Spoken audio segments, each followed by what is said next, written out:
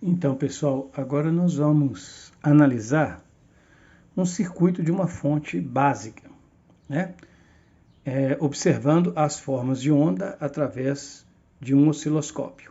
Então, estou utilizando a placa de som do notebook para captura de dado. E aqui nós temos o circuito, né, que vai simular a nossa fonte básica. Nós temos um transformador ligado a uma matriz de contato por esses dois fios, ok? Então, esses dois fios estão aplicando aqui, ó, nos extremos dessa matriz de contato, uma diferença de potencial alternada de 12,5 volts. Aqui nós temos um diodo único que fará nesse circuito a retificação de meia onda, um resistor que será a carga do nosso circuito, ou seja, será o componente pelo qual passará a corrente elétrica fornecida pela nossa fonte básica de alimentação. E o último componente, que será conectado ao circuito depois, é um capacitor, que está aqui, ok? Então, nós temos a nossa fonte básica. Um capacitor para filtragem, um diodo para retificação e o transformador abaixador de tensão. Para fazer a captura de dados, nós vamos utilizar uma garrinha de jacaré que servirá como ponta de prova para o nosso osciloscópio caseiro. Nós vamos colocar primeiro a garrinha de jacaré antes do diodo. Nós vamos ligá-la antes do diodo, ou seja, ela estará submetida à tensão e à corrente que são disponibilizados pelo nosso transformador. Portanto, tensão e corrente alternados. Para fazer isso, eu vou ligar aqui, ó, a garrinha jacaré antes do nosso diodo retificador. Como a gente pode ver aqui no osciloscópio, nós temos uma forma de onda senoidal, que é compatível com a corrente ou com a tensão alternada, ok? Que está sendo aplicada à entrada do nosso osciloscópio. Reparem a forma de onda senoidal. Ela tem as cristas e os vales. Colocaremos agora a ponta de prova do nosso osciloscópio, ok?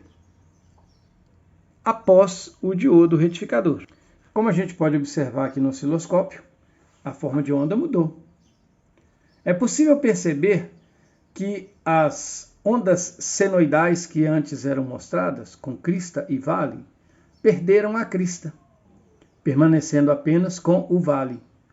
O que o diodo está fazendo? Ele está permitindo a passagem da corrente alternada em apenas um sentido e bloqueando a passagem da corrente alternada no sentido contrário.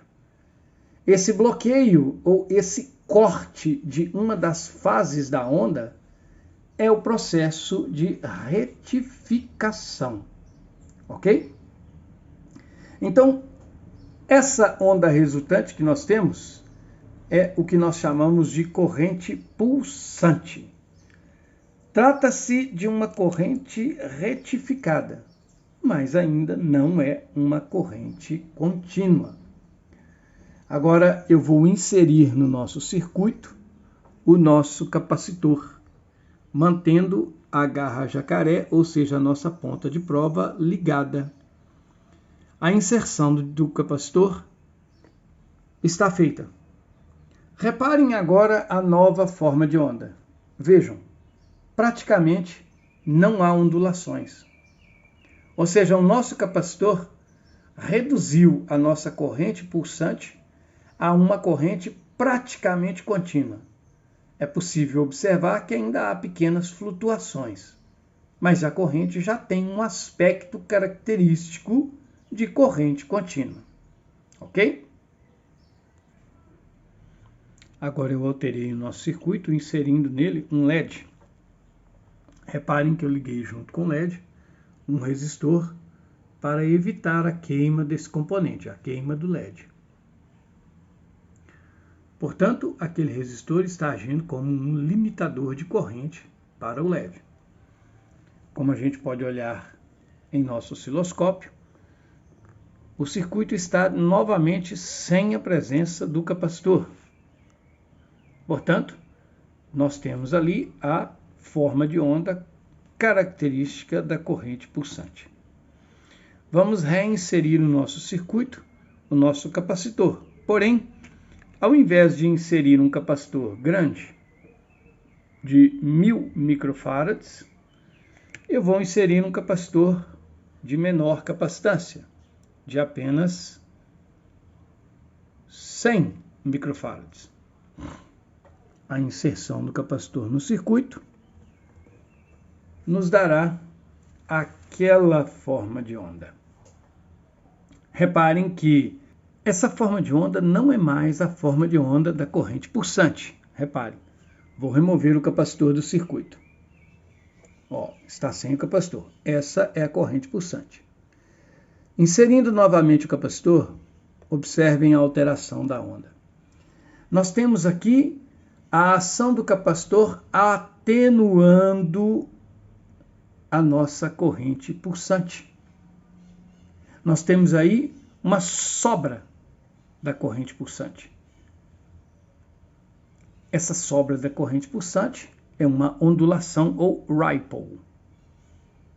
Esse ripple ele é prejudicial para dispositivos digitais. Porém, dispositivos analógicos funcionam normalmente com essa corrente residual que nós temos aí de ondulação. A remoção desse ripple pode ser realizada substituindo-se o capacitor de baixa capacitância pelo capacitor de capacitância maior. Então, nós vamos retornar para o nosso circuito o capacitor de 1000 microfarads. Olha, lá está. O ripple praticamente desapareceu. Nós temos aí, então, a filtragem da corrente no nosso circuito e, automaticamente, a obtenção quase que de uma corrente puramente contínua. Ok? Então, essa é a nossa fonte básica, algumas formas de onda que eu queria mostrar para vocês. Muito obrigado pela atenção.